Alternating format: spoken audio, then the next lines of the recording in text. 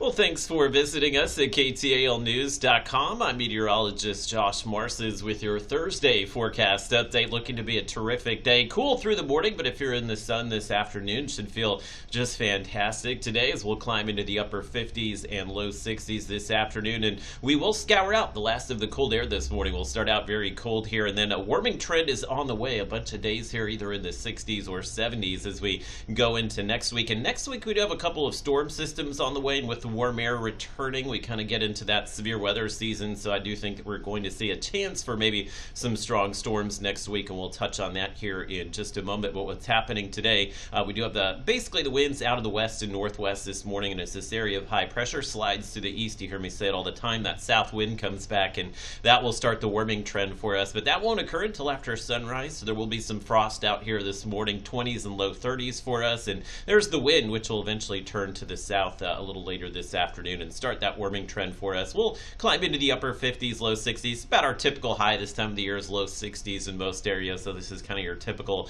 February day. We'll get to enjoy a ton of sun as well, and you can see tonight that we will not fall into the low 30s. We'll be in the 40s tonight. We'll have a lot of these nights in the 40s as we go through the weekend and into next week, and then the days getting warmer here. For the weekend, we do have a dry cold front that's going to come through tomorrow, so tomorrow we can actually make a run at 80 in some areas here, and then we'll kind of cool it back down Saturday and Sunday. Still looking terrific for the Centaur Parade in Shreveport on Saturday. Again, the parade rolls at 3. We'll likely have those temperatures in the mid to upper 60s throughout the parade time, so a little cooler than originally forecast, but still mostly sunny. Should be fantastic out there on the parade route over the weekend. So big trough of low pressure. That's where all the cold air is located in the eastern U.S., and there's a very large ridge of high pressure expanding over the Great Basin here in the western U.S., and that will eventually roll towards us in the upcoming days, and that's what's going to bring that warming trend for us as we go through the upcoming week here. There is a little disturbance that's going to come through on Tuesday.